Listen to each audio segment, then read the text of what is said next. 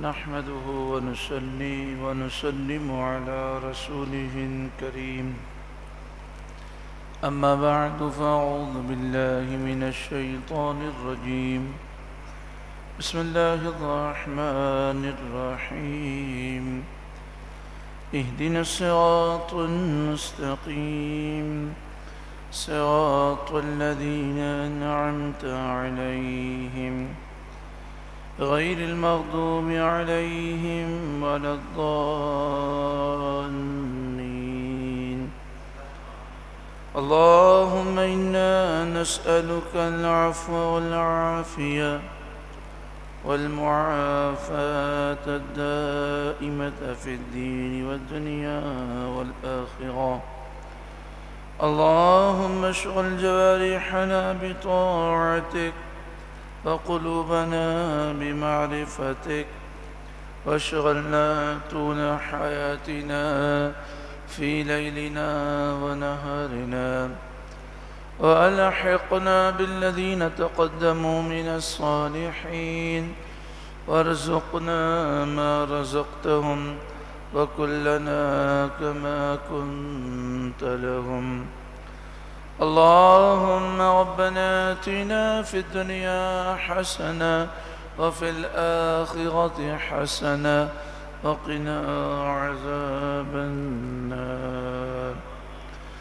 اللهم مقلب القلوب ثبت قلبي على دينك ثبت قلوبنا على دينك آمين ثم آمين بجاه سيد المرسلين صلى الله عليه وآله وسلم درود پاک پڑھی اللهم صل على سيدنا ومولانا محمد بن عبد الله ما ضاق أمر إلا وفرجه الله اللهم صل على سيدنا ومولانا محمد اللهم صل عليه وآله وسلم واذهب حزن قلبي في الدنيا والآخرة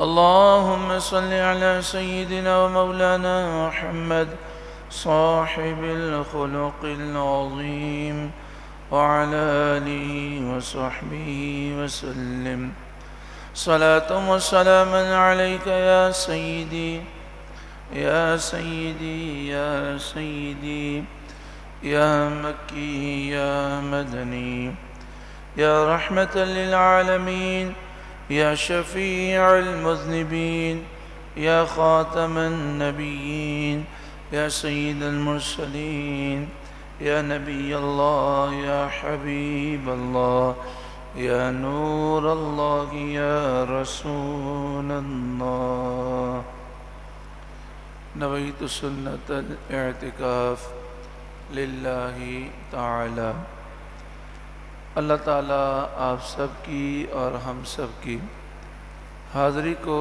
قبول و منظور فرمائے رب العالمین ہمیں دنیا میں قبر میں آخرت میں شاندار کامیابی نصیب فرمائے اللہ تعالیٰ ہمیں زوال نعمت سے محفوظ فرمائے ہمارے وقت میں برکت عطا فرمائے ہمیں وقت کی قدر نصیب فرمائے اور ہم سب کو قرآن پاک کے نور سے روشن اور منور فرمائے آج انشاءاللہ تعالی ہم قرآن پاک کے فضائل سماعت کریں گے پھر ہم اعوذ باللہ من الشیطان الرجیم کے فضائل سماعت کریں گے اور بسم اللہ شریف کے فضائل بھی سماعت کریں گے سورہ فاتحہ کی تفسیر اور سورہ فاتحہ کے فضائل ہم انشاءاللہ سماعت کریں گے امیر المجاہدین حضرت علامہ خادم حسین رضوی علیہ رحمہ ایک واقعہ بیان کرتے ہیں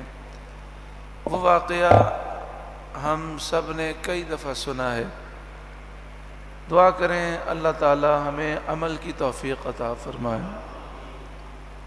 اس واقعے سے جو نتیجہ نکلتا ہے وہ یہ کہ ہمیں قرآن پاک پڑھنے کا اتنا شوق ہو جائے کہ بس ہم انتظار کرتے ہوں جب مجھے قرآن پاک پڑھنے کا بس موقع مل جائے، اتنا شوق ہو جائے، یعنی 5 منٹ 10 منٹ 15 منٹ بھی ہوں تو ہم قرآن پاک لے کر پڑھنے کے لیے بیٹھ جائیں، اتنا ہمیں قرآن پاک سے عشق ہو جائے، محبت ہو جائے۔ اور ایسے عشاق اس دنیا میں ہیں۔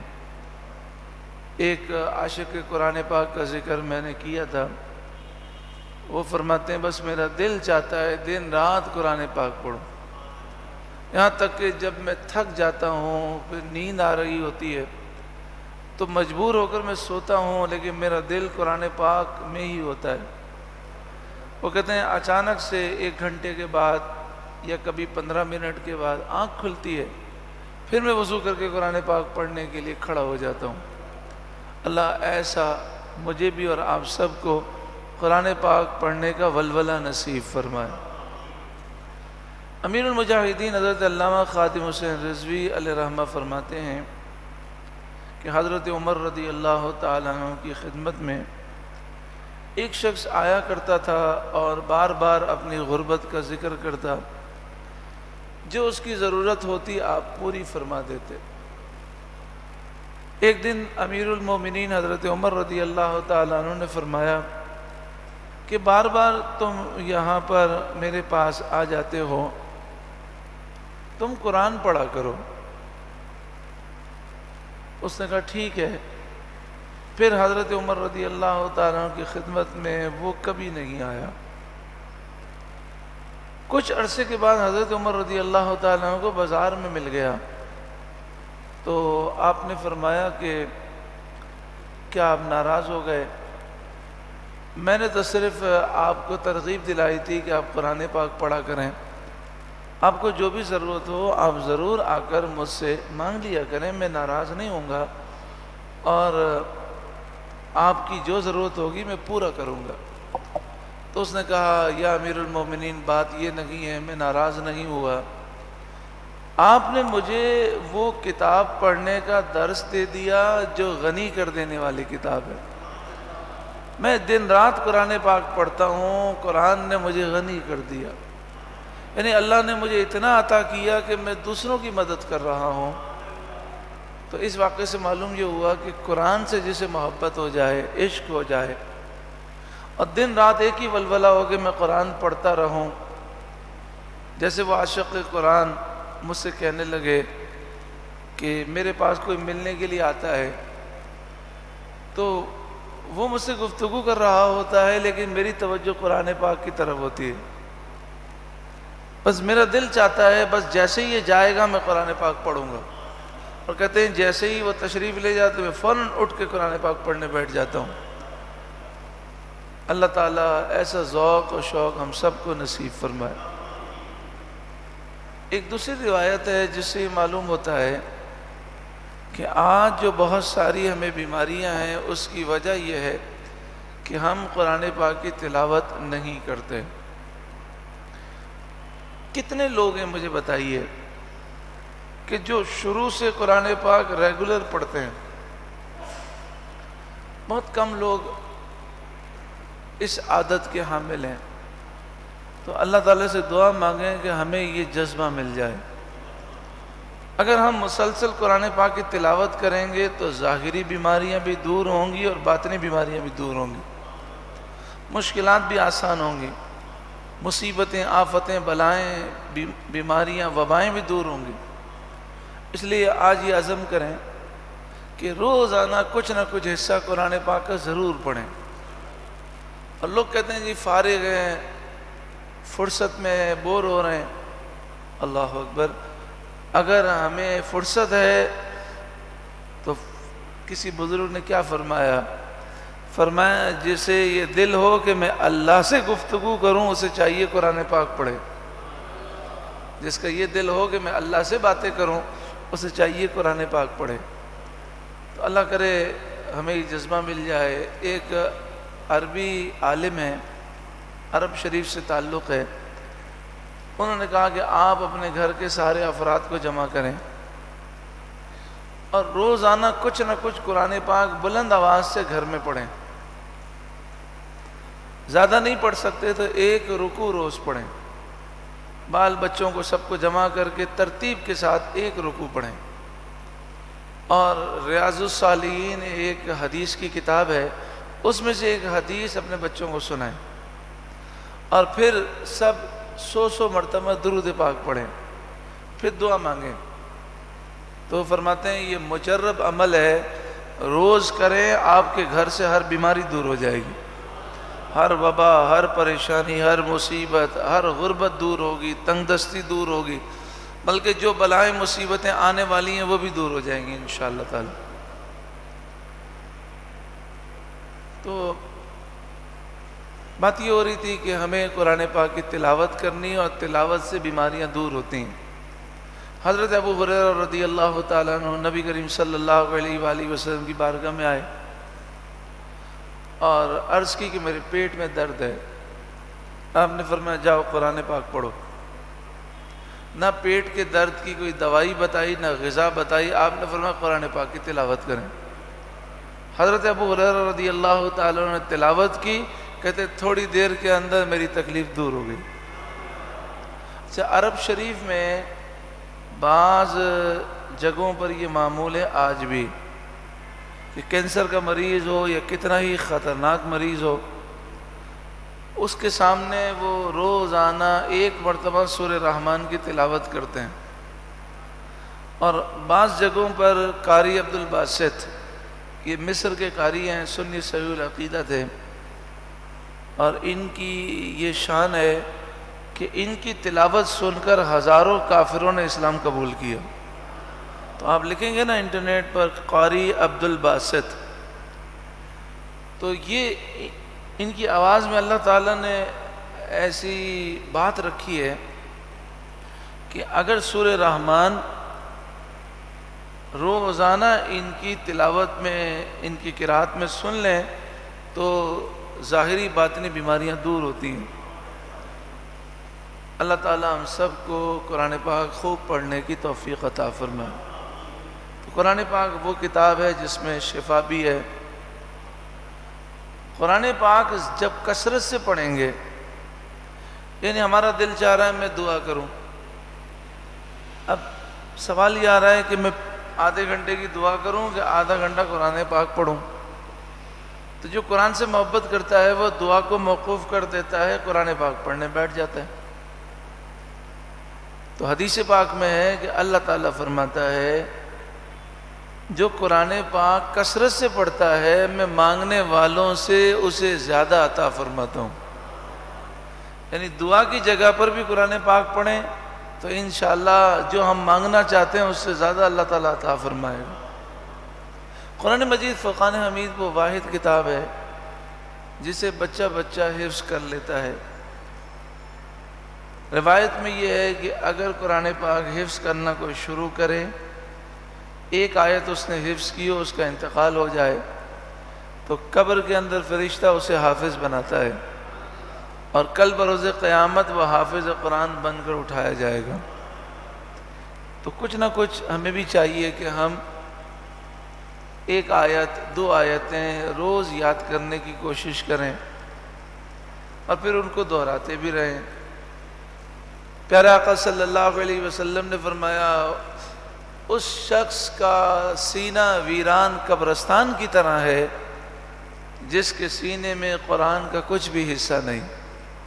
تو قرآن پاک کچھ نہ کچھ یاد ضرور ہونا چاہیے۔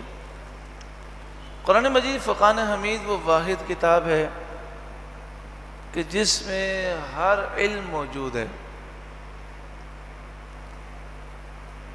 دنیاوی علوم بھی ہیں، دینی علوم بھی ہیں، اولین آخرین کا ذکر بھی ہے، لیکن ہر کوئی ان علوم کو دیکھ نہیں سکتا۔ جب قرآن پاک کا نور مل جاتا ہے، یعنی اس کو یوں سمجھیے کہ اللہ کے نیک بندے، روحانی بندے یہ کہتے ہیں کہ قرآن کا جو لفظ ہے نا، یہ دروازہ ہے ایک سمندر کا۔ جب اللہ تعالیٰ راضی ہوتا ہے اور قرآن سے روحانی تعلق قائم ہو جاتا ہے تو وہ دروازے کھل جاتے ہیں، اور پھر ایک ایک حرف کے پیچھے جو خزانے ہیں وہ نصیب ہونا شروع ہو جاتے ہیں۔ اسی لیے حضرت علی رضی اللہ تعالیٰ عنہ فرماتے ہیں کہ اگر میں سورہ فاتحہ کی تفسیر لکھوں تو اتنے کاغذ جمع ہو جائیں کہ 70 اونٹ بھی اس کا بوجھ نہیں اٹھا سکتے۔ ایک اور بزرگ فرماتے ہیں کہ میں نے سورہ فاتحہ میں غور و فکر کیا، میرے لیے سارے بند دروازے کھل گئے، اور ایسا روحانی کرم ہوا کہ 1,00,000 سے زیادہ میں نے علوم قرآن پاک سے حاصل کر لیے۔ اور قرآن پاک کی کس صورت سے حاصل کی ہے؟ سورہ فاتحہ سے۔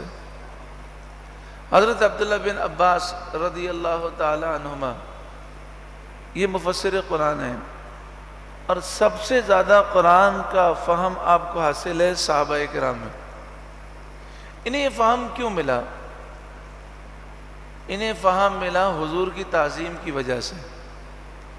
تو اس سے معلوم یہ ہوتا ہے کہ جسے قرآن پاک کا روحانی فہم چاہیے، اسے چاہیے کہ وہ حضور سے محبت کرے اور ان کا ادب کرے۔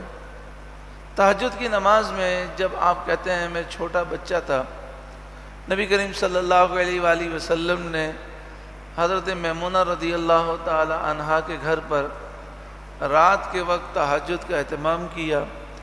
حضرت عبداللہ بن عباس کہتے ہیں حضرت میمونہ میری خالہ ہیں، تو میں گھر پہ رکا ہوا تھا، تو نبی کریم صلی اللہ علیہ وآلہ وسلم نے مجھے بھی اٹھایا اور مجھے تہجد پڑھنے کا حکم دیا، اور میں حضور کے ساتھ جماعت کے ساتھ تہجد پڑھنے لگا۔ اب نبی کریم صلی اللہ علیہ وآلہ وسلم تہجد پڑھا رہے ہیں، اور حضرت عبداللہ بن عباس حضور کے ساتھ پیچھے کھڑے ہو کر تہجد پڑھ رہے ہیں۔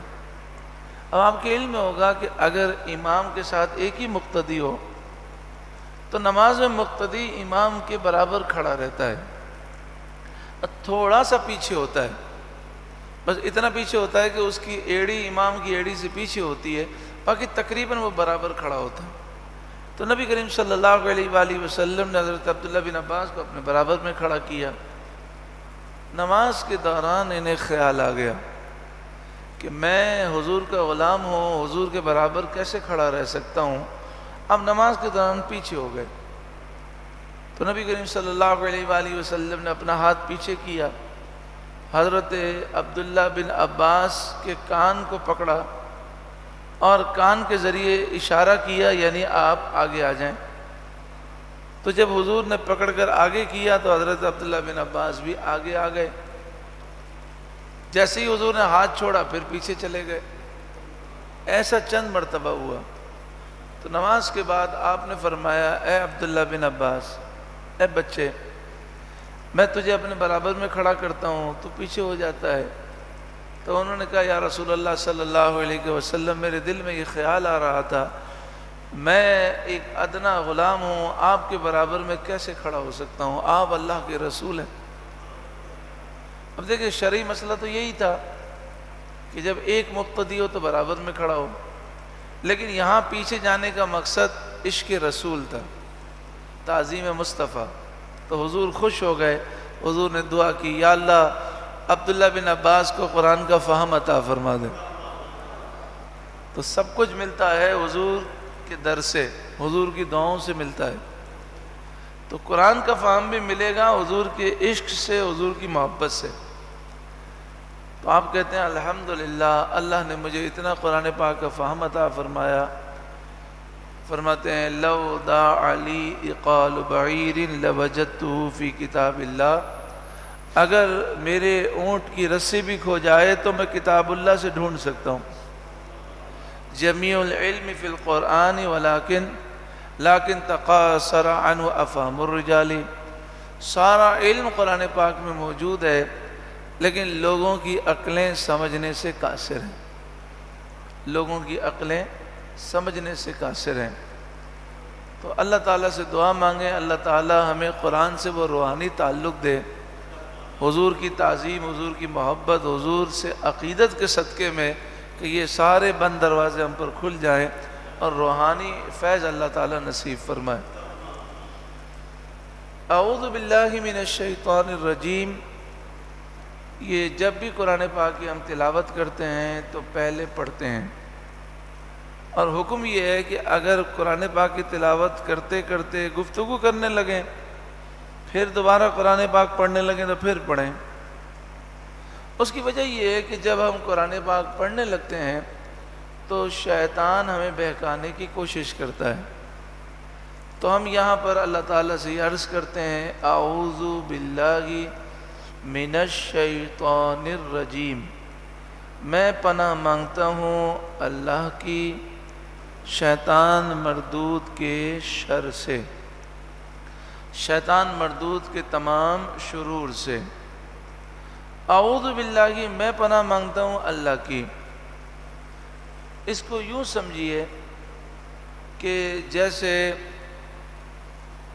حفاظت کے لیے بارڈر پر بینکرز بنتے ہیں، اس وقت آپ دیکھیں حفاظت کے لیے جب فائرنگ کا خطرہ ہوتا ہے تو وہ حفاظتی آڑ بناتے ہیں، تو اس حفاظتی آڑ کو پناہ کہتے ہیں۔ اگر کسی نے بم پھینکا یا کسی نے گولی چلائی تو اس آڑ کی وجہ سے وہ بچ جائے گا۔ تو اب شیطان کی فائرنگ سے اور بمباری سے اور شیطان کے حملوں سے بچنے کے لیے ہم کون سے بینکر بنائیں، ہم کون سی آڑ بنائیں، کون سا حفاظتی قلعہ بنائیں؟ ہم نہیں بنا سکتے، اس لیے کہ وہ بہت طاقتور ہے، اس لحاظ سے کہ وہ ہمیں دیکھتا ہے، ہم اسے دیکھ نہیں سکتے۔ پھر اس لحاظ سے بھی کہ وہ ہمارے دل کے ارادوں کو بھی جانتا ہے، پھر اس لحاظ سے بھی کہ اس کے وار اتنے خطرناک ہیں کہ ہمیں سمجھ میں نہیں آتے۔ بس اوقات شیطان کا وار ہوتا ہے لیکن ہمیں اس وار کو سمجھنے میں غلطی ہو جاتی ہے، کیونکہ کبھی کبھی شیطان نیکی کے راستے سے گمراہ کرتا ہے، ہمیں لگتا ہے یہ ہم اچھا کام کر رہے ہیں لیکن اس میں شیطان کا وار ہوتا ہے، تو پھر ہم اس رب کی مدد مانگتے ہیں جو قادر بھی ہے، مالک بھی ہے، قوی بھی ہے، اور اس سے عرض کرتے ہیں قوی پروردگار تو ہماری مدد فرما اور ہمیں ایسا حفاظتی حصار دے دے کہ جس میں آ کر ہم شیطان کے حملوں سے بچ جائیں۔ تو وہ جو حفاظتی قلعہ ہے اس کو پناہ کہتے ہیں۔ اعوذ باللہ، میں پناہ مانگتا ہوں اللہ کی، یعنی اللہ کی بارگاہ سے میں مانگتا ہوں کہ مجھے حفاظتی قلعے میں رکھ لیا جائے تاکہ شیطان کے حملے مجھ پر نہ ہو، ناکام ہو جائیں۔ من الشیطان الرجیم، شیطان مردود سے، یعنی شیطان مردود کے تمام شرور سے میں اللہ کی پناہ مانگتا ہوں۔ پیارے آقا صلی اللہ علیہ وآلہ وسلم کی ایک حدیث پاک ہے، اس حدیث پاک سے آپ اندازہ کر سکتے ہیں کہ اعوذ باللہ من الشیطان الرجیم پڑھنے میں کتنی طاقت ہے، کتنی پاور ہے، کتنی پاور ہے۔ کہ پیارے آقا صلی اللہ علیہ وآلہ وسلم نے ایک شخص کو دیکھا جو غصے میں بے قابو ہو چکا ہے، منہ سے جھانک نکل رہے ہیں، بالکل آؤٹ آف کنٹرول ہے، یعنی شیطان کے ہاتھ میں وہ کھلونا بن چکا ہے۔ حدیث پاک میں ہے نا کہ شیطان کہتا ہے کہ جب میں غصے میں کسی کو مبتلا کر دیتا ہوں تو اس سے ایسے کھیلتا ہوں جیسے بچے گیند سے کھیلتے ہیں، اور پھر اسے ایسے اچھالتا ہوں جیسے بچے گیند کو اچھالتے ہیں، پھر میں اسے تباہی اور گمراہی میں ڈالتا ہوں یہاں تک کہ غصے میں کفر میں مبتلا کر دیتا ہوں۔ تو غصہ بڑی خطرناک چیز ہے، اور جب انسان غصے میں آؤٹ آف کنٹرول ہو جائے تو پوری طرح شیطان کے قابو میں آ جاتا ہے۔ اب اعوذ باللہ من الشیطان الرجیم کی پاور دیکھیں۔ سرکار دو عالم صلی اللہ علیہ وآلہ وسلم نے فرمایا میں ایک کلمہ ایسا جانتا ہوں کہ اگر یہ غصے میں شخص کہہ دے تو شیطان کے سارے مکر و فریب ناکام ہو جائیں گے، غصہ جاتا رہے گا۔ تو صحابہ نے پوچھا وہ کلمہ کون سا ہے؟ تو آپ نے فرمایا اعوذ باللہ من الشیطان الرجیم، یعنی شیطان کہ مکر و فریب میں ایک شخص پھنس چکا ہے، شیطان اس سے کھیل رہا ہے گیند کی طرح، اور وہ اس عالم میں کہہ دے نا اعوذ باللہ من الشیطان الرجیم، تو اس میں اللہ نے ایسی پاور رکھی ہے کہ شیطان دفع ہو جاتا ہے۔ ایک بھائی یہاں پہ باہر شریعت مسجد میں آتے ہیں، انہوں نے مجھ سے کہا کہ میں نے اعوذ باللہ من الشیطان الرجیم کی پاور خود دیکھی. میں نے کہا وہ کیسے؟ کہنے لگے میں بڑا گناہگار تھا، داڑھی شریف بھی نہیں تھی، نماز بھی نہیں پڑھتا تھا، لیکن اتنا ضرور تھا کہ مجھے نیک بننے کا شوق تھا، مگر میں گناہ سے بچ نہیں سکتا تھا. میں نے کہا میں کیا کروں. تو میرے دل میں خیال آیا کہ میں اللہ سے مدد مانگتا ہوں.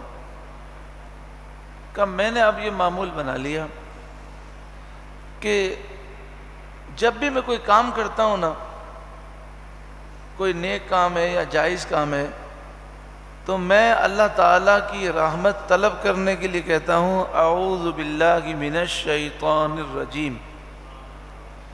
اور یہ میرا پوری زندگی کا معمول بن گیا. کہتے ہیں اللہ تعالیٰ نے مجھے اتنا نوازا ہے، اتنی برکتیں ملی ہیں کہ میں اس نتیجے پہ پہنچا ہوں کہ اعوذ باللہ کثرت سے پڑھنا یہ بہت عظیم وظیفہ ہے. انہوں نے کہا ویسے تو ہم کوئی بھی کام شروع کرتے ہیں تو ہم پڑھتے ہیں بسم اللہ الرحمن الرحیم.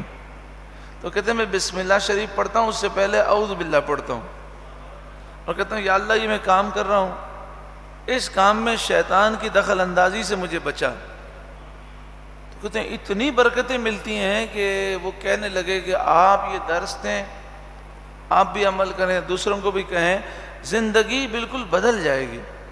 اور آپ کو ایسا محسوس ہوگا کہ اعوذ باللہ من الشیطان الرجیم کی برکتوں سے زندگی کا ہر مسئلہ حل ہو گیا. اللہ تعالیٰ مجھے اور آپ سب کو اس پر عمل کی توفیق عطا فرمائے. حدیث پاک میں جو روزانہ 10 مرتبہ پڑھے اعوذ باللہ من الشیطان الرجیم، تو اللہ تعالیٰ ایک فرشتہ مقرر کرتا ہے جو اسے شیطان کے مکر و فریب سے بچاتا ہے. اور ایک حدیث پاک میں ہے جو دل سے ایک دفعہ کہے، یعنی اللہ تعالیٰ سے رحمت طلب کرے، اللہ تعالیٰ سے مدد مانگے اور کہے اے مالک میں بڑا کمزور ہوں، تو مجھے بچا شیطان کے حملے سے. فرمایا کہ وہ ایک دفعہ کہے اعوذ باللہ من الشیطان الرجیم، تو اللہ تعالیٰ ایسا کرم فرماتا ہے کہ ہزاروں رحمتیں اس بندے کو گھیر لیتی ہیں شیطان کے مکر و فریب سے بچانے کے لیے. بسم اللہ الرحمن الرحیم. اللہ کے نام سے شروع جو بہت زیادہ مہربان نہایت رحم کرنے والا. اگر میں اور آپ غور کریں تو ہو سکتا ہے ہمارے کوئی بھائی ایسے بھی ہوں کہ جن کا یہ عمل ہو کہ ہر جائز اور نیک کام میں بسم اللہ پڑھتے ہوں، لیکن اکثر مسلمانوں کا اب یہ حال ہو گیا ہمارا کہ ہم بسم اللہ شریف پڑھنا بھول جاتے ہیں. یہاں تک کہ ہم کھانا کھاتے ہوئے، پانی پیتے ہوئے، مسجد میں داخل ہوتے ہوئے، مسجد سے نکلتے ہوئے، گھر میں داخل ہوتے ہوئے، گھر سے نکلتے ہوئے یہ بھی بھول جاتے ہیں. اسی طرح کپڑے اتارنے سے پہلے بسم اللہ شریف پڑھنا ہے، کپڑے پہننے کے بعد بسم اللہ شریف پڑھنا ہے، واش روم میں جانے سے پہلے بسم اللہ شریف پڑھنا ہے، واش روم سے نکلنے کے بعد بسم اللہ شریف پڑھنا ہے، وضو سے پہلے بسم اللہ شریف پڑھنا ہے، غسل خانے میں جانے سے پہلے بسم اللہ شریف پڑھنا ہے.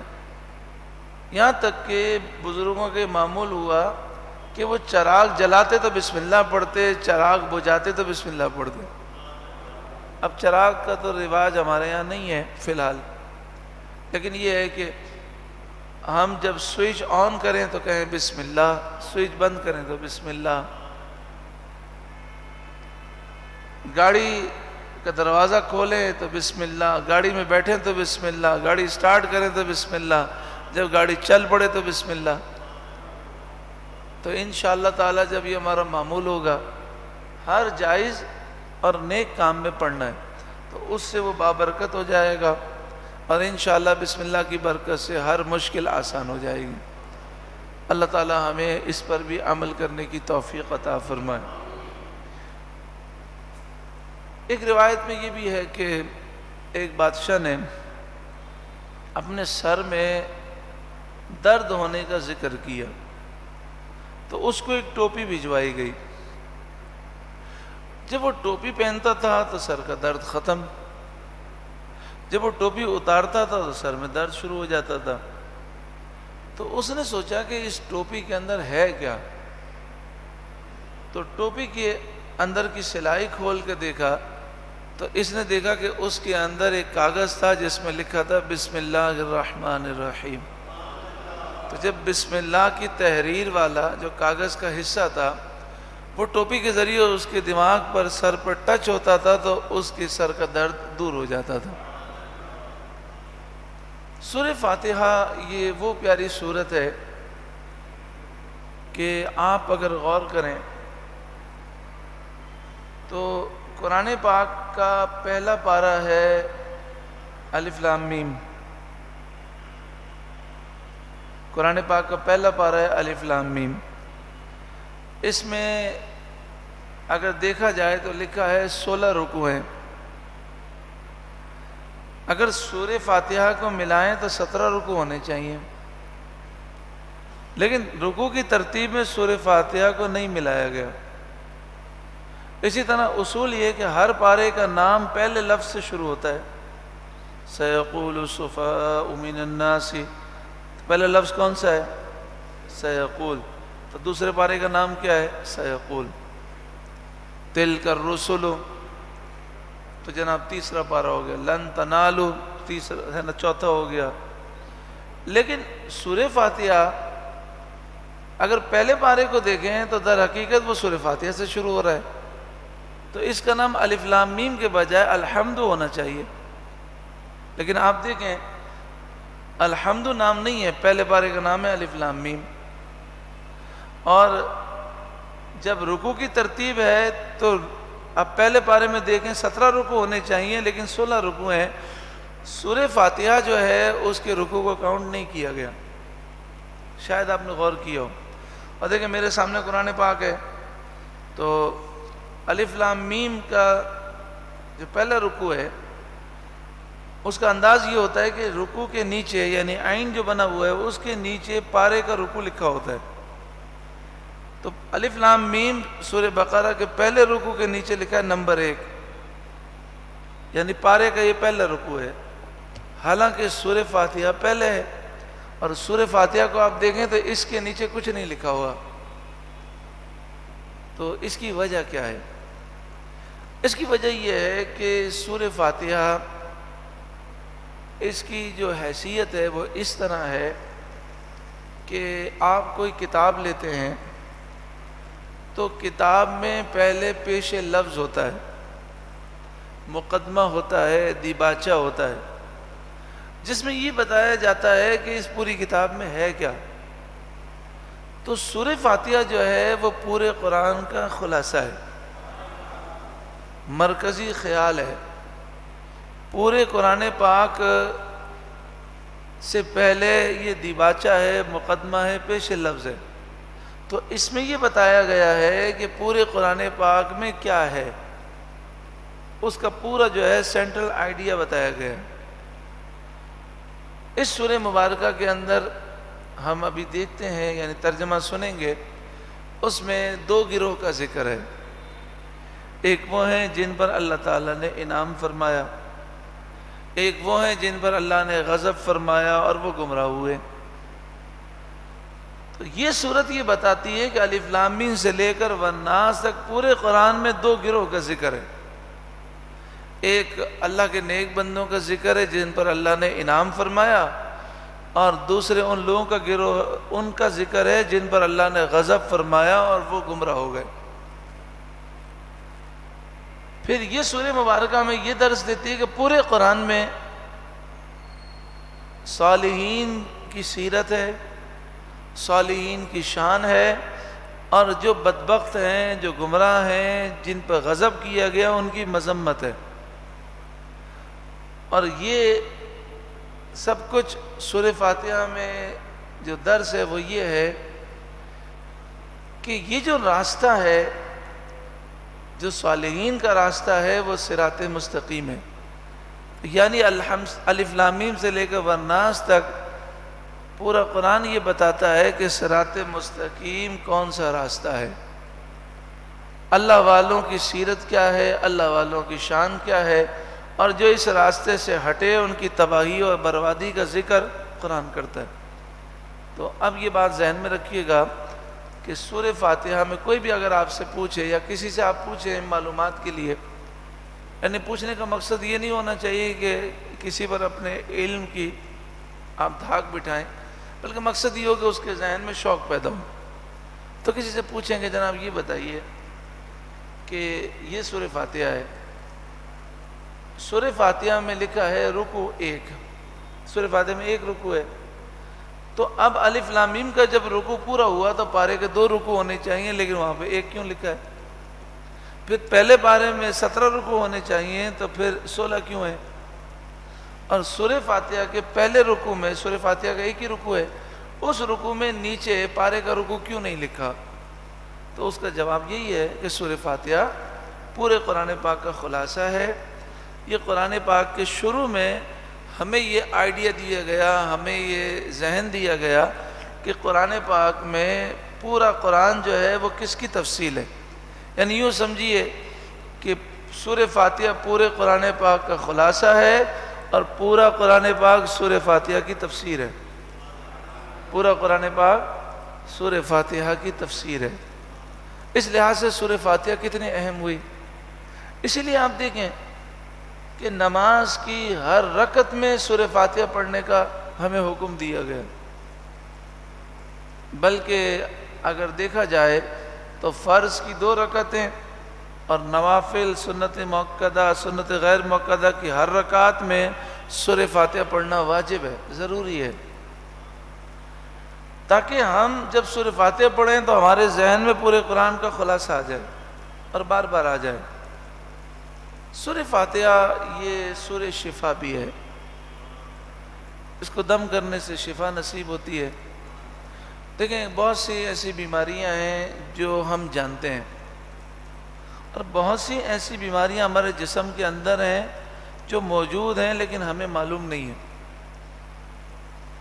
بعض اوقات اچانک سے کسی کو تکلیف ہوتی ہے، جب وہ ڈاکٹر کے پاس پہنچتا ہے تو ڈاکٹر کہتا ہے جناب یہ مرض تو آپ کو 1 سال سے تھا لیکن اندر چھپا ہوا تھا، اب ظاہر ہوا۔ بعض اوقات بعض لوگوں کو اچانک سے مرض ظاہر ہوتا ہے اور ڈاکٹر کہتے ہیں کہ اب تو مرض بہت بڑھ گیا، اب تو اس کا علاج بھی ممکن نہیں ہے۔ اور بہت ساری بیماریاں ایسی ہوتی ہیں جو اندر ہوتی ہیں، ہمیں معلوم ہونے سے پہلے ہی کرم ہو جاتا ہے اور وہ بیماریاں اندر ہی غائب ہو جاتی ہیں۔ تو سورہ فاتحہ کا اگر ہم معمول بنا لیں کہ جب جب یاد آئے ہم شفا کی نیت سے سورہ فاتحہ پڑھ کر اپنے اوپر دم کریں، پانی پہ دم کر کے پی لیں، تو انشاءاللہ جو بیماریاں ہیں، جن بیماریوں کو ہم جانتے ہیں، جن کو نہیں جانتے، جو ہونے والی ہیں، اللہ تعالیٰ ساری بیماریوں سے شفا عطا فرمائے گا انشاءاللہ تعالیٰ۔ کیونکہ دیکھیں ہمارے آقا مولا صلی اللہ علیہ وسلم کا جو فرمان ہے وہ حق ہے۔ آپ نے فرمایا فی شفاء لکل داء، سورہ فاتحہ میں ہر بیماری کی شفا موجود ہے۔ تو موت کے علاوہ لوح محفوظ میں جو موت کا وقت ہے اس پہ تو موت آنی ہے، موت کے علاوہ ہر مرض کا علاج اس پہ موجود ہے، ہر مشکل کا علاج موجود ہے۔ گزشتہ جمعۃ المبارک ہم نے یہ سماعت کیا کہ اہل عرب کا یہ معمول ہے کہ وہ مختلف نیتوں سے سورہ فاتحہ پڑھتے ہیں، وہ اس وجہ سے کہ روایت میں یہ ہے کہ جس حاجت کی نیت سے سورہ فاتحہ پڑھیں وہ حاجت پوری ہو جاتی ہے۔ مثلا وہ کہیں گے شفا کے لیے پڑھیے، پھر کہیں گے بچوں کے اچھے رشتے آ جائیں اس کے لیے پڑھیں، پھر کہیں گے جو بے گھر ہیں ان کے لیے پڑھیں، پھر کہیں گے یہ فلاں علاقے کے مسلمان پریشان ہیں ان کی پریشانیاں دور ہوں اس کے لیے پڑھیں۔ تو آئیے ہم بھی سورہ فاتحہ پڑھتے ہیں اس نیت سے کہ ہمارے دوست احباب رشتہ دار جو گھروں میں ہسپتالوں میں بیمار ہیں، جتنے مسلمان جن کو ہم جانتے ہیں جن کو نہیں جانتے، اللہ سب کو شفا عطا فرمائے۔ ہمارے ایک بھائی ہیں حضرت صوفی اقبال صاحب، بزرگ ہیں، تقریباً 45 سال مدینہ منورہ میں رہے ہیں اور بڑے بزرگوں کی خدمت کی ہے، بڑا فیض لیا ہے اور علمی شخصیت ہیں اور اہل سنت کے لیے بڑی خدمات ہیں۔ وہ ہاسپٹل میں ہیں، ان کو ہارٹ اٹیک ہوا، پھر اینجیوپلاسٹی ہوئی، لیکن ابھی ہاسپٹل میں ہیں۔ دعا کریں اللہ تعالیٰ ان کو شفائے کاملہ عاجلہ اور دراز عمر بالخیر نصیب فرمائے۔ تو ان کی نیت سے اور جتنے بھائی یہاں پر حاضر ہیں ان سب کی نیت، جو آنا چاہتے تھے لیکن بارش کی وجہ سے نہیں آ سکے ان کی نیت سے، اور جتنے دنیا بھر میں مسلمان بیمار ہیں اللہ تعالیٰ سب کو شفا عطا فرمائے۔ اس نیت سے ایک مرتبہ سورہ فاتحہ پڑھ لیجیے۔ بسم اللہ الرحمن الرحیم، الحمد للہ رب العالمین، الرحمن الرحیم، مالک یوم الدین، ایاک نعبد و نستعین، اهدنا الصراط المستقیم، صراط الذین انعمت علیہم غیر المغضوب علیہم ولا الضالین۔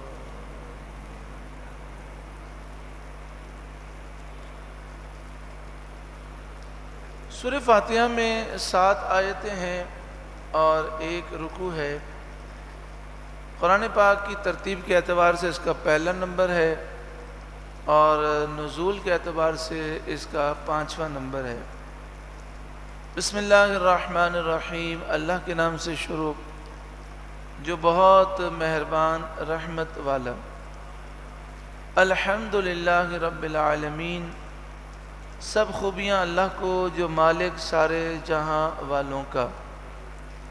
الحمد، تمام خوبیاں للہ اللہ ہی کے لیے ہیں، رب العالمین جو سارے جہاں والوں کا پالنے والا ہے۔ سورہ فاتحہ کے کئی نام ہیں اور یہ نام احادیث طیبہ سے ثابت ہیں۔ فاتحہ ایک نام ہے، دوسرا نام ہے فاتحۃ الکتاب، تیسرا نام ہے ام القرآن، چوتھا نام ہے سورۃ الکنز، پانچواں نام ہے کافیہ، چھٹا نام ہے وافیہ، ساتواں نام ہے شافیہ، آٹھواں نام ہے شفا، نواں نام ہے سبع مثانی۔ سبع مثانی کے معنی ہے وہ 7 آیتیں جو بار بار پڑھی گئیں۔ پھر اس کا 10واں نام ہے نور، 11واں نام ہے رقیہ۔ رقیہ کا مطلب ہوتا ہے دم، یعنی سورہ فاتحہ یہ وہ سورت ہے جس کے دم سے شفا ہو جاتی ہے۔ اس کا 12واں جو نام ہے وہ سورۃ الحمد ہے، 13واں نام ہے، 11واں نام سورۃ الحمد، پھر سورۃ الدعاء، تعلیم المسئلہ۔ اب دیکھیں اگر ان کو ہم گنیں تو 1 2 3 4 5 6 7 8 9 10 11 12 13، تو 13واں نام سورۃ الدعاء ہے، اور 14واں جو نام ہے وہ ہے تعلیم المسئلہ۔ تعلیم المسئلہ کا مطلب یہ ہے کہ اس میں اللہ تعالیٰ نے دعا کرنے کا طریقہ سکھایا۔ اس کا 15واں نام ہے سورۃ المناجات۔ مناجات اللہ تعالیٰ سے سرگوشی کرنا، اللہ تعالیٰ سے گفتگو کرنا، اللہ تعالیٰ سے دعائیں مانگنا، تو اس کا نام سورۃ المناجات بھی ہے۔ اس کا 16واں نام ہے سورۃ التفوید۔ تفوید کے معنی ہے اپنے معاملات اللہ کے سپرد کر دینا۔ تو اس میں بندہ اپنے آپ کو اللہ کے سپرد کر کے کہتا ہے مالک تو مجھے سیدھے راستے پر چلا۔ تو 17واں نام ہے سورۃ السوال، کہ اس میں سوال اور دعا کرنے کا طریقہ سکھایا گیا۔ 18واں نام ہے ام الکتاب، 19واں نام ہے فاتحۃ القرآن، اور 20واں نام ہے سورۃ الصلاح۔ پورے قرآن پاک میں سورہ فاتحہ واحد سورت ہے جس کے سب سے زیادہ نام ہیں، اور یہ سارے نام احادیث طیبہ سے ثابت ہیں۔ تو یہاں پہ فرمایا گیا کہ الحمدللہ رب العالمین، سب خوبیاں اللہ کے لیے جو مالک ہے سارے جہاں والوں کا، سب خوبیاں اللہ کے لیے۔ اس کا مطلب یہ ہے کہ جسے جو خوبی ملی، جو طاقت ملی، وہ سب اللہ کی طرف سے ہے، اللہ رب العالمین کی عطا سے ہے۔ دینے والا حقیقی طور پر اللہ ہی ہے۔ اللہ نے اس کائنات کو بنایا، فرشتے بنائے، جنات بنائے، انسان بنائے، اللہ تعالیٰ نے یہ ساری نعمتیں بنائیں، معدنیات بنائیں، اللہ تعالیٰ نے عقل عطا فرمائی، اللہ نے ذہانت دی۔ اگر آج ہم کوئی کچھ بھی رکھتے ہیں تو یہ محض اللہ کا کرم ہے، ہمارا ذاتی اس میں کمال نہیں ہے۔ تو الحمدللہ میں بندہ عاجزی کا اظہار کر رہا ہے کہ میرے اندر کوئی ذاتی خوبی نہیں ہے، سب دینے والا اللہ ہے۔ اور اسی طرح جب ہم اللہ کے نیک بندوں کی تعریف کرتے ہیں، انبیاء کی، صحابہ کرام کی، اہل بیت کی، اولیاء کی، ہمارے آقا و مولا صلی اللہ علیہ وسلم کی، تو بھی ہمارا یہی عقیدہ ہوتا ہے کہ ان میں ساری خوبیاں اللہ نے پیدا فرمائی، انہیں مقام و مرتبہ اللہ نے عطا فرمائے۔ کیونکہ قاعدہ یہ ہے، چیز کی تعریف بنانے والے کی تعریف ہے۔ کیا قاعدہ ہے؟ چیز کی تعریف بنانے والے کی تعریف ہے۔ تو ہم یہ عقیدہ رکھتے ہیں کہ اللہ نے ساری مخلوق میں سب سے زیادہ خوبیاں، طاقتیں، قدرتیں، علم اور شان محبوب کریم صلی اللہ علیہ وسلم کو عطا فرمائے۔ تو حضور کی تعریف در حقیقت اللہ کی تعریف ہے، کیونکہ مخلوق کی تعریف بنانے والے خالق کی تعریف ہے۔ یہاں پر لکھا ہے تفسیر میں کہ نبی کریم صلی اللہ علیہ وآلہ وسلم نے فرمایا، سورہ فاتحہ ایک ایسی سورت ہے کہ پوری توریت میں اس کے مثل سورت نہیں ہے، پوری انجیل میں اور پورے زبور میں اس سے جیسی صورت نہیں ہے۔ ایک فرشتے نے آسمان سے نازل ہو کر حضور صلی اللہ علیہ وسلم پر سلام عرض کیا اور دو ایسے نوروں کی بشارت دی جو حضور سے پہلے کسی نبی کو عطا نہ ہوئے۔ دو نور کون سے؟ جو صرف حضور کو عطا ہوئے، حضور سے پہلے کسی کو نہیں ملے۔ ایک نور ہے سورہ فاتحہ اور ایک نور ہے سورہ بقرہ کی آخری آیتیں۔ ویسے تو سورہ فاتحہ آپ ایک دفعہ پڑھیں اس نیت سے کہ میری یہ دعا قبول ہو جائے تو دعا قبول ہے، لیکن یہاں پر تفسیر میں لکھا ہے کہ سورہ فاتحہ 100 مرتبہ پڑھ کر، اور یہ حدیث ہے، دارمی شریف حدیث کی کتاب ہے، اس میں یہ حدیث موجود ہے کہ سورہ فاتحہ 100 مرتبہ پڑھ کر جو دعا مانگے اللہ تعالیٰ قبول فرماتا ہے۔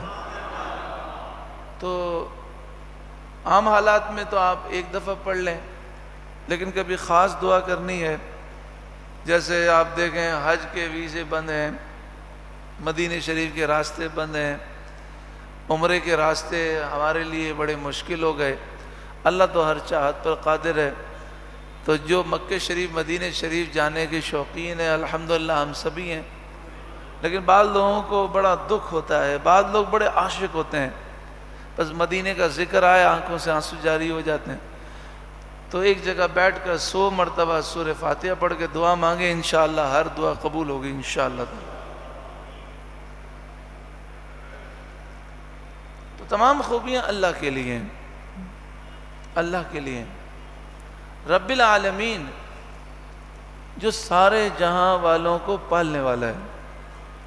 اب یہ جو لفظ ہے نا رب، اس کو سمجھانے کے لیے ایک مثال دی جاتی ہے۔ مثال کے طور پر دیکھیں، ماں ہوتی ہے نا، ماں یہ بچے کو پالنے والی ہوتی ہے، ماں بچے کو پالنے والی ہوتی ہے۔ اب ایک بچہ اس کا ہے 2 مہینے کا، ایک بچہ جو ہے وہ 2 سال کا ہے، ایک بچہ اس کا 5 سال کا ہے اور ایک 10 سال کا ہے، تو ماں چاروں بچوں کا خیال کرتی ہے۔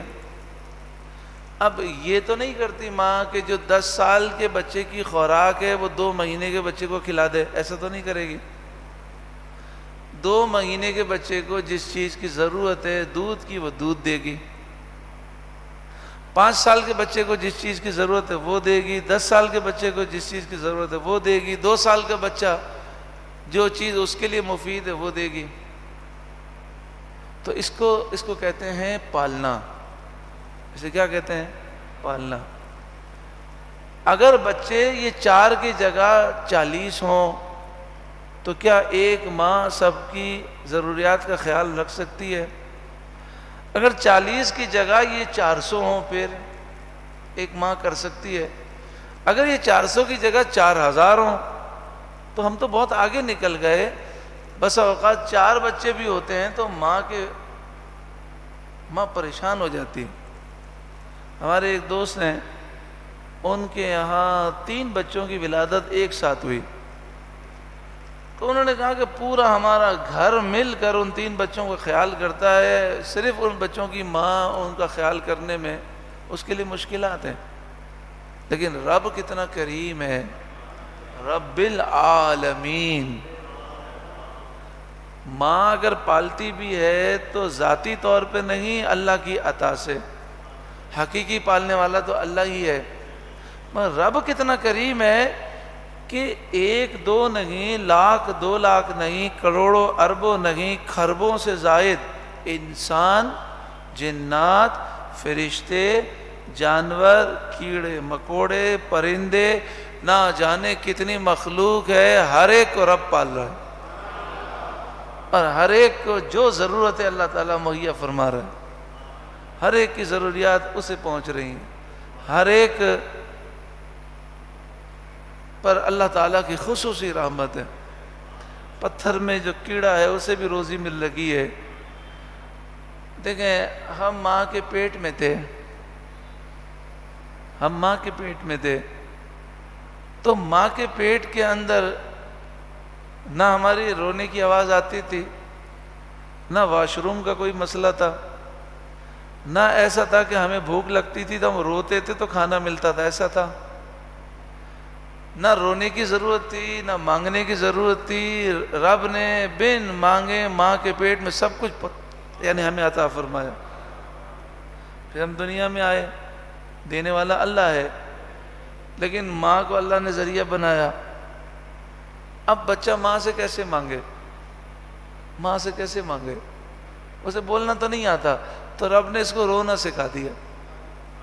پھر رونے کی بھی انداز الگ الگ ہے، ماں سمجھ جاتی ہے اس کو بھوک لگی ہے، اس کو نیند آ رہی ہے، اس کے پیٹ میں درد ہے، ہر رونے کا انداز اور اسٹائل الگ ہے، اور اللہ نے وہ رونے کی بولی ماں کو سکھا دی۔ ماں سمجھ جاتی ہے، ہمیں تو سمجھ نہیں آتا کیا ہو رہا ہے، وہ کہتی ہے نہیں میرے لال کو اس چیز کی ضرورت ہے۔ کتنا کریم ہے رب۔ اچھا، پھر جب وہ تھوڑا سا بڑا ہوا بچہ تو ماں کے دودھ پر اگر گزارا اب اس کا نہیں ہو رہا، کیونکہ بڑا ہو گیا نا، تو بڑا ہونے کے بعد اس کو غذائیت کے لیے اور چیزیں چاہیے، تو اللہ نے دانت دے دیے۔ پہلے ہلکی پھلکی وہ چیزیں کھاتا ہے، پھر ٹھوس چیزیں کھانے لگتا ہے۔ پھر جب 2 سال سے اوپر گیا تو اب تو دودھ بھی بند ہے، تو پھر اللہ تعالیٰ نے ساری چیزیں عطا فرمائی۔ یعنی پہلے جو ہے صرف ماں دودھ پلاتی تھی، جب اس کی ضرورت بڑھی تو پھر گھر کا ہر فرد اسے نوالا بھر کے کھلا رہا ہے، کتنے ہاتھ ہو گئے کھلانے والے۔ پھر جب اسے اور ضرورت پڑی کہ لوگ تھک جائیں گے کھلا کھلا کر، تو اللہ تعالیٰ نے اس کو خود اپنے ہاتھ سے کھانا سکھا دیا کہ محتاجی دور ہے، خود جتنا کھانا ہے کھانا کھائیں۔ کتنا کریم ہے پروردگار۔ تو یہ رب العالمین پہ غور کریں نا، سب کی سنتا ہے، سب کی ضروریات جانتا ہے، سب کی مدد فرماتا ہے، سب کا رزق اس نے مقرر کیا، سب پر رحمتیں نازل فرمائی، سب کی ضروریات پوری کرتا ہے۔ کتنا کریم ہے۔ سارے جہاں والوں کا پالنے والا ہے۔ اچھا یہ بتائیے کہ جو ماں ہے، ماں کے اگر باپ کے مقابلے میں دیکھیں تو ماں زیادہ پالنے والی ہے، اور ماں باپ جو ہیں عام لوگوں سے زیادہ پالنے والے ہیں، بچے کا خیال کرنے والے ماں باپ زیادہ ہیں۔ عام لوگ جیسے رشتہ دار بھی خیال کرتے ہیں، لیکن سب سے زیادہ خیال کون کرتے ہیں؟ ماں باپ۔ اور ماں باپ میں زیادہ خیال رکھنے والی کون ہے؟ ماں ہے۔ اس کی وجہ کیا ہے؟ اس کی وجہ یہ ہے کہ اللہ تعالیٰ نے لوگوں کے دلوں میں رحم دلی کو ڈالا، رحم کو ڈالا، اور ماں باپ میں رحم زیادہ ہے اور ماں میں سب سے زیادہ ہے۔ تو معلوم ہوا کہ پرورش کے لیے، خیال رکھنے کے لیے رحم ضروری ہے۔ تو رب العالمین ہے، سارے جہاں والوں کو پالنے والا ہے، تو فرمایا الرحمن الرحیم، سب سے زیادہ مہربان، رحم کرنے والا۔ 70 ماؤں کی محبتیں جمع ہو جائیں تو اس سے زیادہ رحمان اپنے بندے سے محبت فرماتا ہے، اپنے بندے سے پیار فرماتا ہے۔ یہاں تک کہ ہمارے آقا و مولا صلی اللہ علیہ وآلہ وسلم گزر رہے تھے، ایک عورت نے آگ جلائی تھی کھانا پکانے کے لیے، چھوٹا بچہ بار بار اس آگ میں ہاتھ ڈالنے کی کوشش کرتا، ماں اسے دور کرتی۔ تو اس نے جب حضور کو دیکھا تو عرض کی، یا رسول اللہ صلی اللہ علیہ وسلم، ماں تو اپنے بچے کو آگ میں نہیں ڈالتی، اللہ تعالیٰ تو 70 ماؤں سے زیادہ پیار فرماتا ہے بندوں سے، کیا اللہ اپنے بندوں کو جہنم میں ڈالے گا؟ اللہ اکبر۔ اب یہ ایک عام عورت ہے، اس کی گفتگو ہے، کن سے کر رکھی ہیں؟ وہ جو سید انبیاء ہیں۔ لیکن نبی کریم صلی اللہ علیہ وآلہ وسلم نے کتنے غور سے اس کی گفتگو سنی، اور آپ زار و قطار رونے لگے۔ آپ نے سر جھکا دیا اور زار و قطار رونے لگے۔ آپ نے کہا واقعی بات تمہاری سچی ہے کہ رحمان رحیم پروردگار بندوں سے بڑی محبت کرتا ہے۔ جب ماں بچے کو آگ سے بچاتی، آگ میں نہیں ڈالتی، تو رحمان بھی نہیں ڈالتا، لیکن جو سرکشی کر کے خود ہی چھلانگ لگاتے ہیں، جو باغی ہوتے ہیں، وہ اللہ کے عذاب میں مبتلا ہوتے ہیں۔ اللہ تو کتنا کریم ہے، ساری زندگی بندے نے گناہ کیا ہو، کفر کیا ہو، شرک کیا ہو، اور اس کی زندگی 60 برس کی کفر میں گزر گئی ہو، وہ ایک دفعہ کہ یا اللہ مجھے معاف کر دے، میں توبہ کرتا ہوں، میں ایمان لاتا ہوں، لا الہ الا اللہ محمد رسول اللہ، اللہ اس کے سارے گناہ معاف کر دیتا ہے، اور ایسا معاف کر دیتا ہے گویا کہ ابھی اس کی ماں نے اس کو جنم دیا ہے۔ کوئی بندہ جتنا بھی بڑا گناہ گار ہو، جتنے بڑے گناہ کی ہوں، یہاں تک کہ آسمان و زمین گناہوں سے بھر دے، اگر اسے توبہ کی توفیق مل جائے، وہ کہ یا اللہ مجھے معاف کر دے، آنسو بہائے، شرمندہ ہو، یا اللہ اب میں گناہ نہیں کروں گا، تو اللہ کتنا کریم ہے، یہ نہیں فرماتا بھئی ہم سے کوئی معافی مانگے تو ہم کہتے ہیں ابھی معاف نہیں کروں گا۔ ہم کیا کہتے ہیں؟ ابھی معاف نہیں کروں گا، پہلے دیکھتا ہوں 1-2 مہینے تم اپنی بات پہ قائم بھی رہتے ہو کہ نہیں، یہی کہتے ہیں نا۔ لیکن رب کتنا کریم ہے، بندہ سچے دل سے کہتا ہے مالک اب گناہ نہیں کروں گا، اللہ اسی وقت سارے گناہ معاف کر دیتا ہے، سارے گناہوں کو نیکیوں سے بدل دیتا ہے۔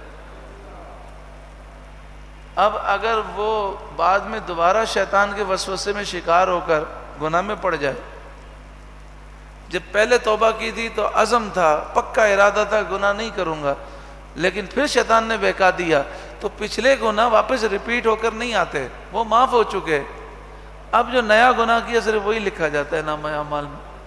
اور کتنا کریم ہے کہ جب بندہ ایک گناہ کرتا ہے تو نیکی لکھنے والا فرشتہ گناہ لکھنے والے فرشتے سے کہتا ہے رک جا، ابھی رک جا، پھر دوسرا گناہ کرتا ہے تو کہتا ہے ابھی مت لکھنا، یہاں تک کہ 9 گناہ کرتا ہے، 9 گناہ کرتا ہے، تو بھی نیکی لکھنے والا فرشتہ دوسرے فرشتے سے کہتا ہے ابھی گناہ نہیں لکھنا، شاید نیکی کر لے۔ اب 9 گناہ کر کے وہ نیکی کرتا ہے تو اللہ تعالیٰ ایک نیکی کی وجہ سے اس کے 9 گناہ اس کے مٹا دیتا ہے۔ کتنا کریم ہے رب۔ پیارا آقا صلی اللہ علیہ وآلہ وسلم نے ایک مثال بیان کی۔ آپ نے فرمایا ایک بندہ سفر میں ہو اور جنگل میں وہ بھٹک جائے، یا جنگل کے اندر وہ ہو اور جنگل میں اس کا اونٹ جو ہے وہ سوئے اور اونٹ چلا جائے، اس پر سارے زیادہ راہ چلی جائے۔ اب اس کی آنکھ کھلتی ہے تو وہ دیکھتا ہے کہ میں تو جنگل میں ہوں، اب میں زندہ کیسے رہوں گا؟ اب میرا تو اونٹ کا سارا سامان چلا گیا،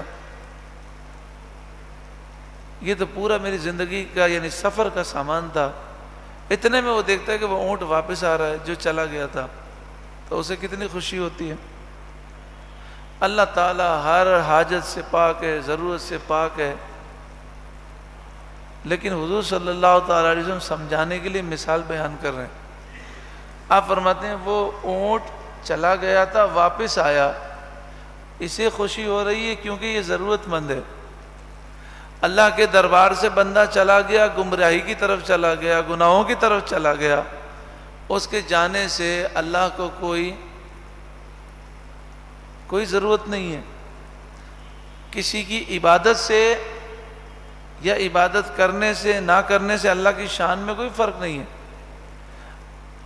وہ اونٹ واپس آیا تو وہ تو مجبور تھا، جو شخص تو وہ ضرورت مند تھا اس لیے خوش ہوا، لیکن گناہگار بندہ اللہ کے دربار میں واپس آیا تو اللہ تو ضرورت مند نہیں ہے، اللہ کو تو کسی کی حاجت نہیں، کسی کی ضرورت نہیں، مگر رب کریم کتنا ہے، فرمایا اس بندے کو جو خوشی ہوئی اس سے زیادہ اللہ تعالیٰ خوش ہوتا ہے۔ یعنی جب بندہ جاتا ہے نا اور روتا ہے، کہتا ہے یا اللہ مجھے معاف کر دے، اب میں پلٹ کر آ گیا، اب گناہ نہیں کروں گا، یا اللہ اب گناہ نہیں کروں گا، تو اللہ اتنا خوش ہوتا ہے کہ اس کے سارے گناہ مٹا دیتا ہے، سارے گناہوں کو نیکیوں سے بدل دیتا ہے اور اسے مستجاب الدعوات بنا دیتا ہے۔ یعنی وہ جو دعا کرتا ہے اللہ قبول کر لیتا ہے، لیکن توبہ ہونی چاہیے سچی۔ الرحمن الرحیم، بہت ہی زیادہ مہربان رحم کرنے والا۔ اب تم یہ نہ خیال کرنا کہ جب وہ مہربان ہے تو میں گناہ کرتا رہوں، قیامت کے دن تمہیں حساب بھی دینا ہے۔ مالک یوم الدین، فیصلے کے دن کا وہ مالک ہے۔ دین سے مراد یہاں فیصلہ ہے، جزا ہے۔ فیصلے کے دن، مالک یوم، یوم مانے دن، اور الدین کے معنی ہے دن، یعنی فیصلہ، دین کے معنی ہے فیصلہ، اور دوسرا معنی ہے جزا۔ جزا کے دن کا مالک، فیصلے کے دن کا مالک، وہ مالک ہے۔ اگر بغیر توبہ کیے مر گئے تو اللہ کو کیا جواب دیں گے؟ اور توبہ میں جلدی کریں، کیا معلوم موقع نہ ملے، کیونکہ کتنے لوگ اچانک سے مر جاتے ہیں، موت آنے میں دیر تو نہیں لگتی۔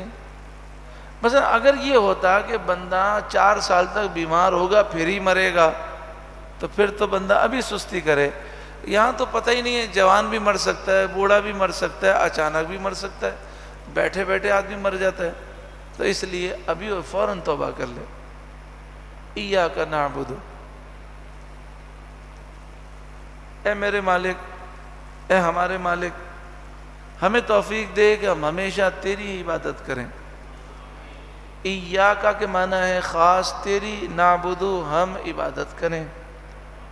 لفظی معنی ہے کرتے ہیں، لیکن چونکہ یہ دعا ہو رہی ہے تو اس کا ترجمہ کریں گے خاص تیری ہم عبادت کریں، یعنی یا اللہ ہمیں توفیق دے ہمیشہ ہم تیری عبادت کریں۔ لیکن ہم نہیں کر سکتے عبادت جب تک اللہ مدد نہ کرے، جب تک اللہ کی توفیق نہ ملے۔ وَإِيَّاكَ نَسْتَعِينُ، اور خاص تیری اے اللہ ہم مدد مانگ رہے ہیں، خاص تیری ہی مدد مانگیں۔ یعنی اے اللہ تو ہماری مدد فرما، ہمیں عبادت کی توفیق عطا فرما، ہمیں اس راہ پر گامزن کر دے۔ اب وہ عبادت کا طریقہ کیا ہے؟ عبادت کیسے کس کو ہے؟ صراط مستقیم پر چلنے کو کہتے ہیں۔ اس راستے پر چلیں گے تو اللہ راضی ہو جائے گا۔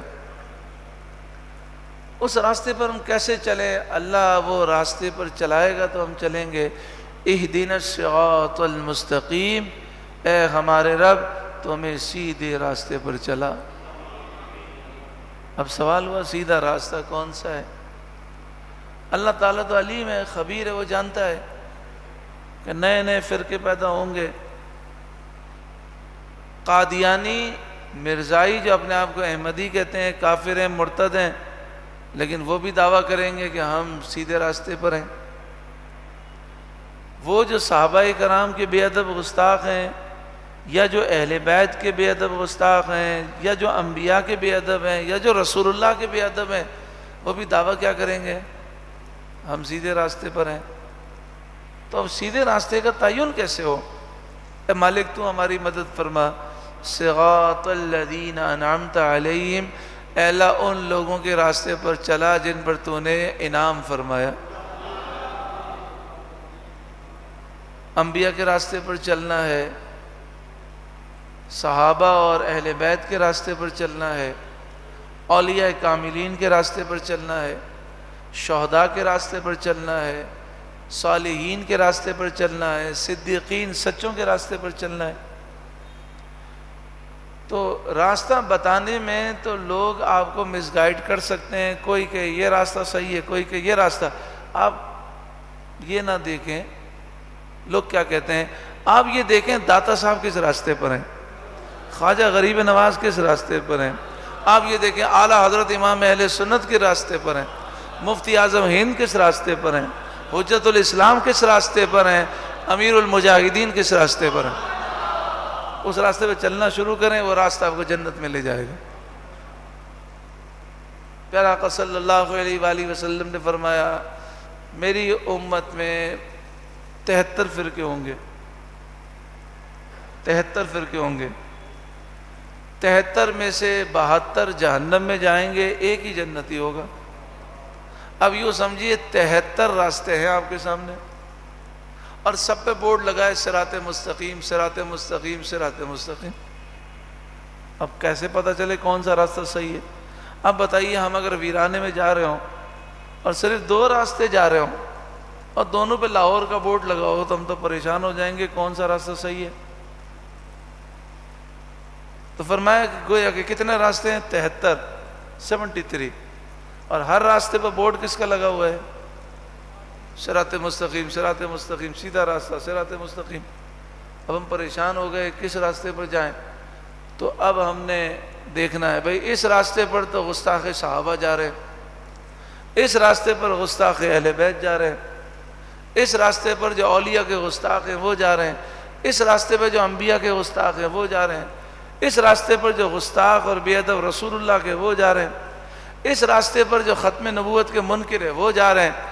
ہاں یہ راستہ جا رہا ہے جس پہ داتا صاحب بھی نظر آ رہے ہیں، حضور غوث اعظم بھی نظر آ رہے ہیں، سارے عشاق اسی راستے پہ چلو، اسی راستے پہ چلتے ہیں، یہ راستہ جنت میں لے جائے گا۔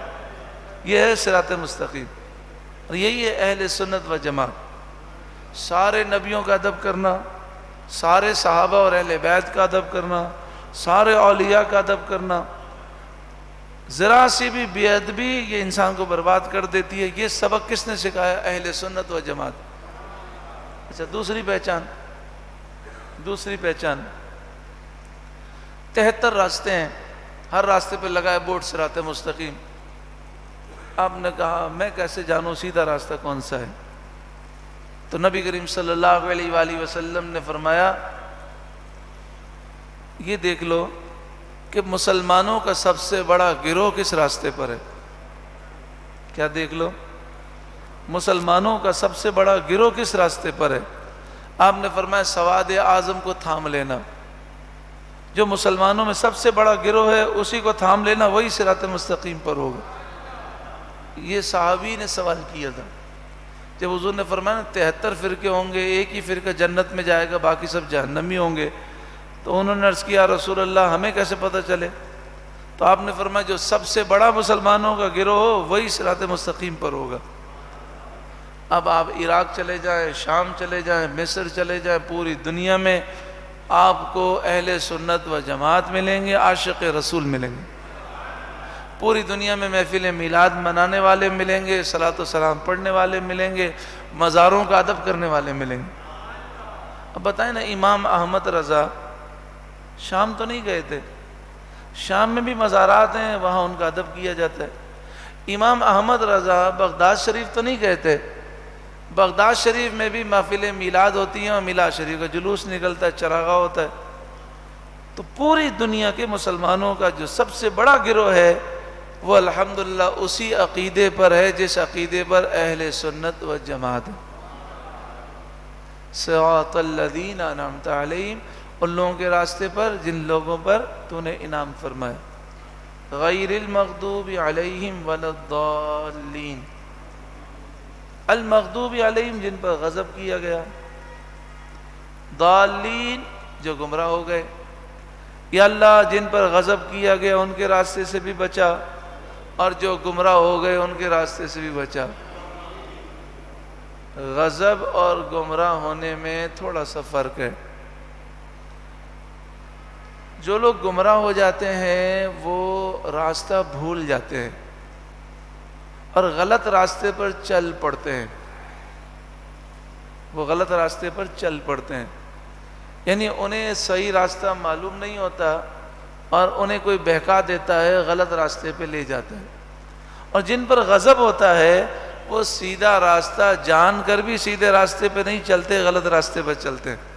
جیسے یہودی، کہ یہودی توریت میں حضور کی شان جانتے تھے، حضور کو پہچانتے تھے، یہاں تک کہ اللہ نے فرمایا الذین آتیناہم الکتاب یعرفونہ کما یعرفون ابناءہم، کہ یہودی علماء اپنے بچوں سے زیادہ رسول اللہ کی شان کو جانتے ہیں، پہچانتے ہیں۔ تو جانتے تھے کہ صراط مستقیم یہ ہے، یہ سچے نبی ہیں، لیکن جاننے کے باوجود مانا نہیں، کیونکہ جب کسی پر اللہ کا غضب ہو جائے تو پھر توفیق نہیں ملتی۔ تو اللہ ان لوگوں سے ہی بچائے جن پر غضب ہوا، ان کے راستے سے بھی بچائے، اور جو گمراہ ہو گئے ان کے راستے سے بھی بچائے۔ آمین، الہی قبول فرما۔ امیر المجاہدین اکثر یہ فرمایا کرتے اپنی پرائیویٹ محفل میں، نجی محفل میں، کہ اللہ سے یہ دعا مانگو، یا اللہ ہمیں حق کی پہچان عطا فرما اور پھر حق پر چلنے کی توفیق عطا فرما۔ بعض وہ لوگ ہوتے ہیں جنہیں حق کی پہچان نہیں ہوتی، اور بعض لوگوں کو حق کی پہچان تو ہو جاتی ہے لیکن حق پر چلتے نہیں۔ اور یہ دعا رسول اللہ نے سکھائی، اللہم ارنا الحق حقا وارزقنا اتباع، یا اللہ ہمیں حق کی پہچان عطا فرما اور حق پر چلنے کی توفیق عطا فرما۔ پھر فرما یہ دعا کیا کریں، یا اللہ باطل کی پہچان عطا فرما اور باطل سے بچا، وَأَرِنَا الْبَاطِلَ بَاطِلًا وَارْزُقْنَا اجْتِنَابًا۔ پھر فرمایا یہ بھی دعا کیا کریں، یا اللہ چیزوں کی حقیقتیں ظاہر کر دے، اللہم ارنا حقائق الاشیاء کما ہی۔ اس لیے کہ بعض اوقات چیزیں دیکھنے میں خوبصورت ہوتی ہیں لیکن وہ اچھی نہیں ہوتی۔ بہترین کھانا جس میں خوشبو آ رہی ہے، ظاہر یہ ہے کہ کھانا بڑا اچھا ہے لیکن باطن یہ ہے کہ زہر ہے، تو اگر اس کو باطن کی پہچان ہوگی تو کھانے سے دور بھاگے گا، ورنہ ظاہری کشش دیکھ کر کھانا کھا کے مر جائے گا۔ تو اللہ ہمیں چیزوں کی حقیقتیں ظاہر ہم پر فرمائے۔ سورہ فاتحہ کا درس یہ مکمل ہوا، ہم نے یہ مختصر درس کیا ہے۔ اگر آپ تفصیل سے سننا چاہتے ہیں تو جو یوٹیوب چینل ہے اس پر نور الفرقان کے نام سے سورہ فاتحہ کی تفسیر ہے، تقریباً 2 گھنٹے کی ہے یا 2.5 گھنٹے کی ہے،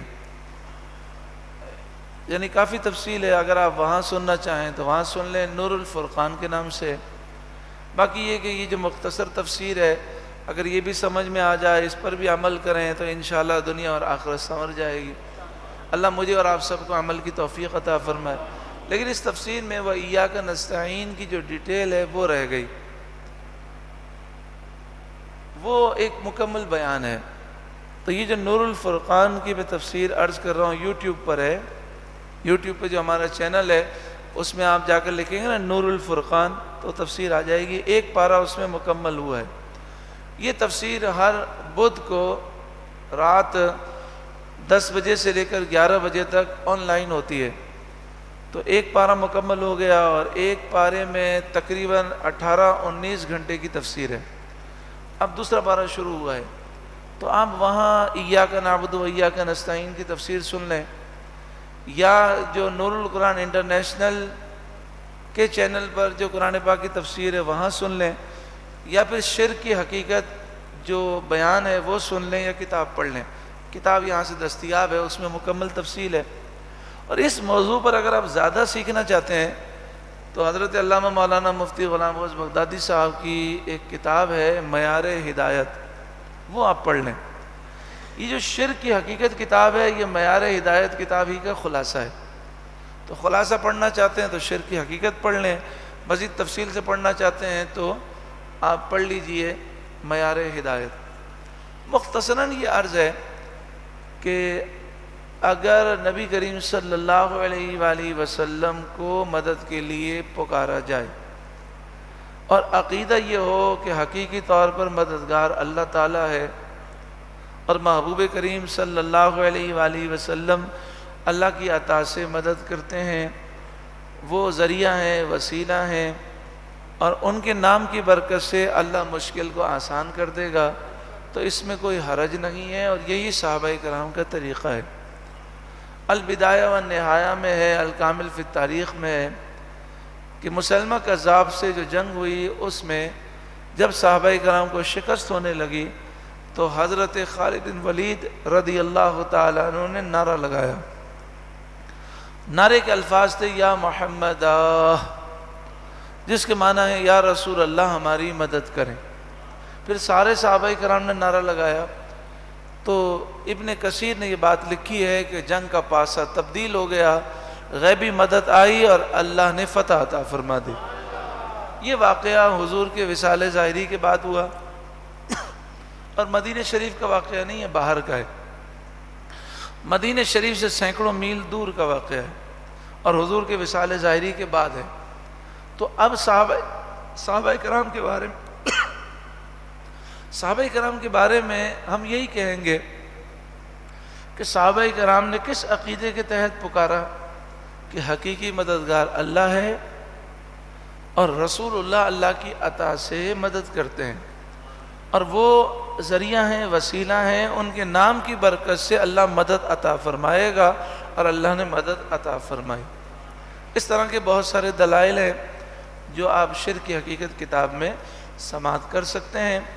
اللہ تعالیٰ خاص فضل و کرم فرمائے۔ درود پاک پڑھی، اللہم صلی علی سیدنا مولانا محمد ابن عبد اللہ۔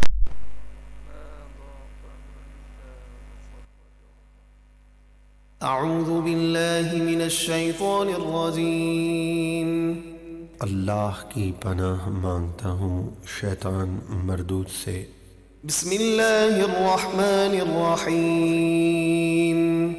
اللہ کے نام سے شروع جو نہایت مہربان رحم والا۔ الحمد للہ رب العالمین۔ تمام خوبیاں اللہ ہی کے لیے ہیں جو سارے جہاں والوں کا پالنے والا ہے۔ الرحمن الرحیم۔ نہایت مہربان رحم والا۔ مالک یوم الدین۔ روز جزا یعنی فیصلے کے دن کا مالک۔ ایاک نعبد و ایاک نستعین۔ ہم تیری ہی عبادت کریں اور تجھ ہی سے مدد چاہیں۔ اہدنا الصراط المستقیم۔ ہمیں ہمیشہ سیدھے راستے پر چلا۔ صراط الذین انعمت علیہم، راستہ ان کا جن پر تو نے احسان کیا، یعنی انبیاء اور صالحین کے راستے پر چلا۔ غیر المغضوب علیہم ولا الضالین،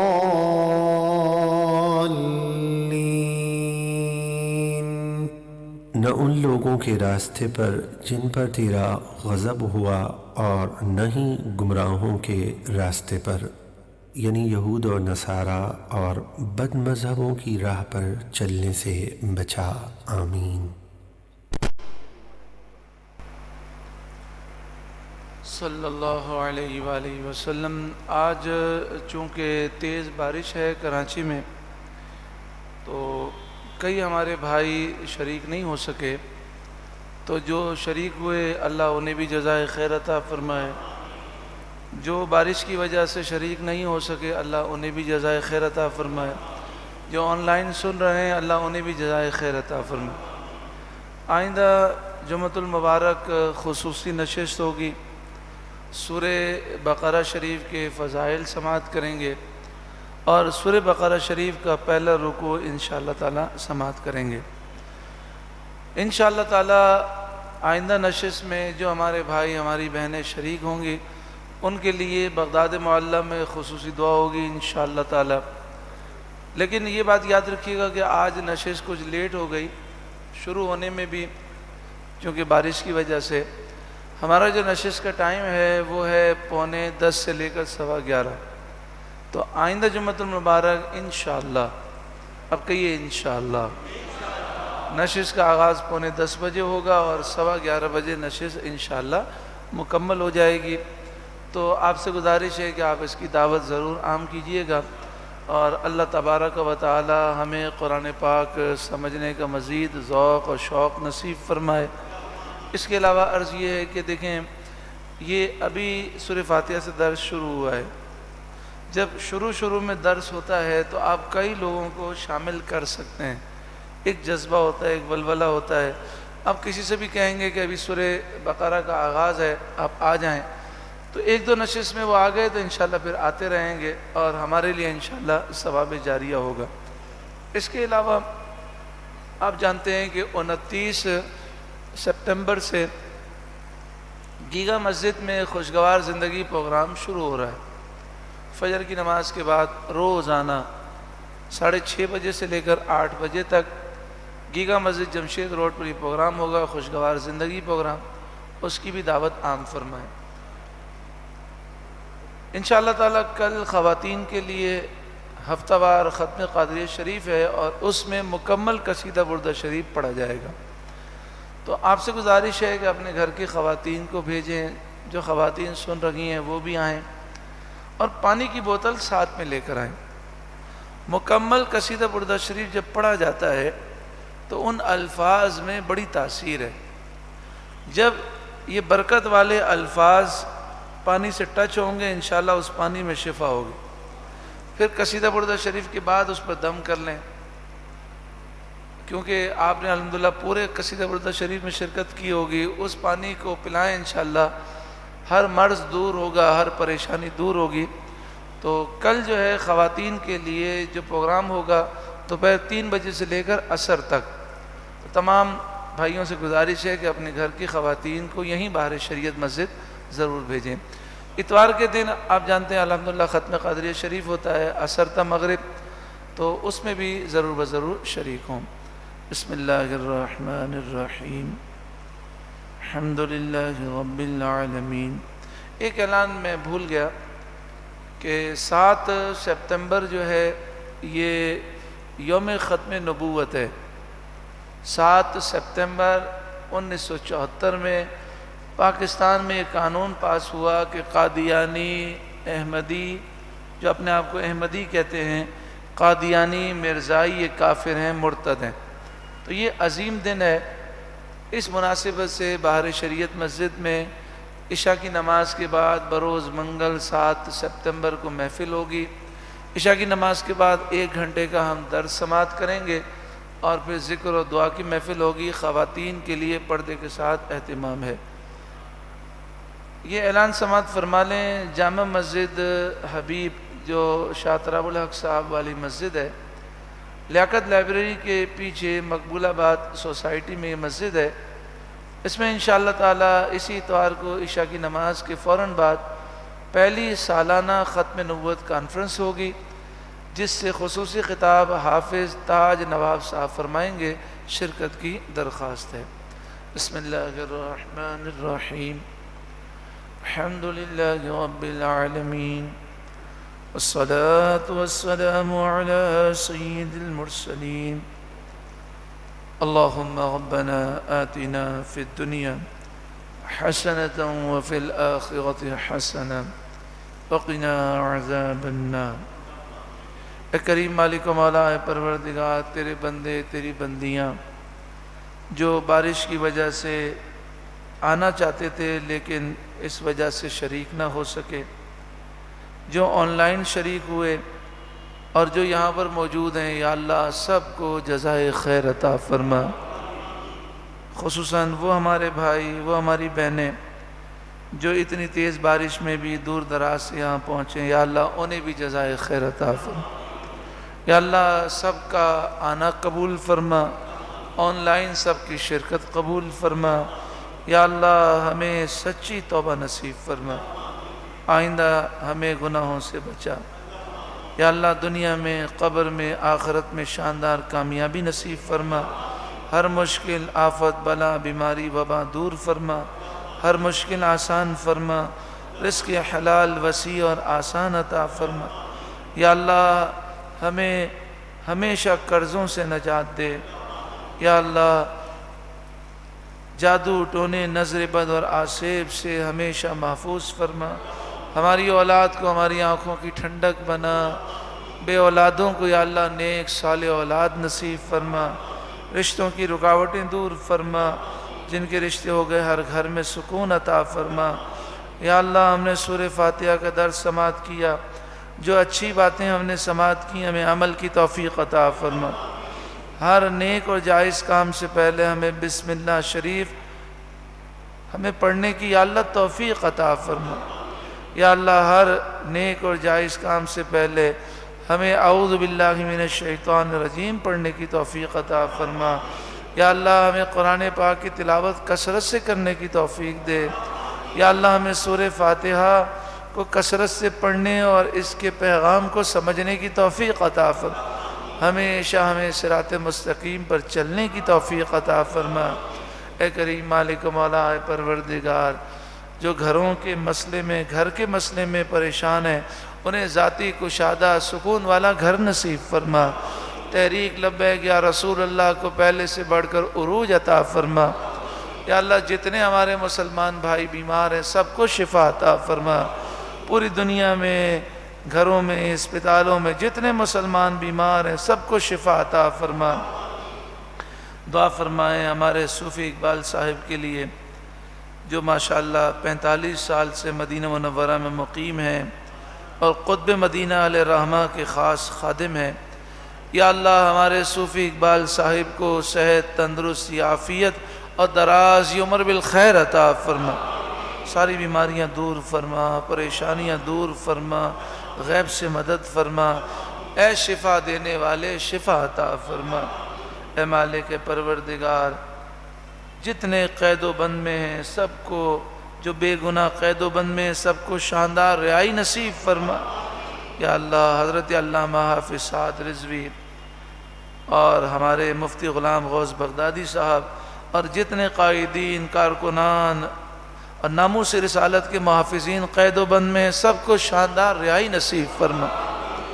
اے مالک پروردگار، اس کورونا کی وبا سے مسلمانوں کو محفوظ فرما، اس لاک ڈاؤن سے مسلمانوں کو نجات عطا فرما، ان مصیبتوں آفتوں سے نجات دے۔ یا اللہ اس لاک ڈاؤن کی وجہ سے کئی مسلمان بے روزگار ہو گئے، کئی کے کاروبار تباہ ہو گئے۔